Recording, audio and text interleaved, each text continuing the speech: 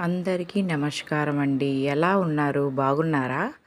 శివుణ్ణి సోమవారం ఎందుకు పూజిస్తారు మీకు తెలుసా? ఎందుకంటే హిందూ పురాణాల ప్రకారం శివునికి అనేక పేర్లు ఉన్నాయి. భక్తులు ఈశ్వరుణ్ణి బోలాశంకరుడని, విశ్వేశ్వరుడని, పరమేశ్వరుడని, మల్లికార్జున స్వామి అని, మంజునాథ స్వామి అని మరెన్నో పేర్లతో కొలుస్తూ ఉంటాం మనం ఆ పరమశివుణ్ణి. శివుణ్ణి పూజించే భక్తులంతా ఎక్కువగా సోమవారం రోజున ప్రత్యేక పూజలు నిర్వహిస్తారు. సోముడు అంటే చంద్రుడు అని అర్థం. చంద్రుణ్ణి ధరించినవాడు శివుడు.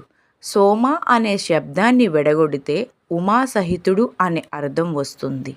ఉమాసహితుడు అంటే శివుడే కాబట్టి సోమవారం శివునికి ప్రత్యేకమైన దినంగా భావించి భక్తులు పూజలు చేస్తారు.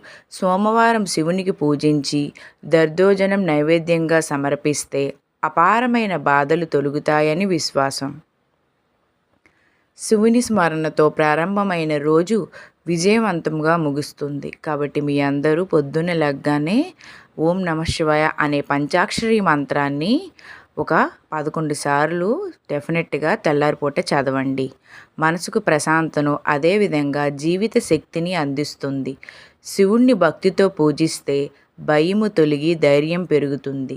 శివుని అనుగ్రహం ఉంటే అసాధ్యమైనది కూడా సాధ్యమవుతుంది. కష్టకాలంలో శివుని నామస్మరణే గొప్ప ఆధారం. ఓం నమః శివాయ. కాబట్టి మీ అందరూ కూడా ఈ విషయాన్ని తెలుసుకున్నందుకు, ఈ వీడియో మీ దగ్గర వరకు వచ్చినందుకు చాలా అదృష్టవంతులు మీరంతా. శివుణ్ణి మనం సోమవారం ఎందుకు పూజ చేస్తామనే గొప్ప విషయాన్ని మీకు కూడా తెలిసింది. అదేవిధంగా ఈ విషయాన్ని అందరికీ షేర్ చేయండి. ఓం నమః శివాయ.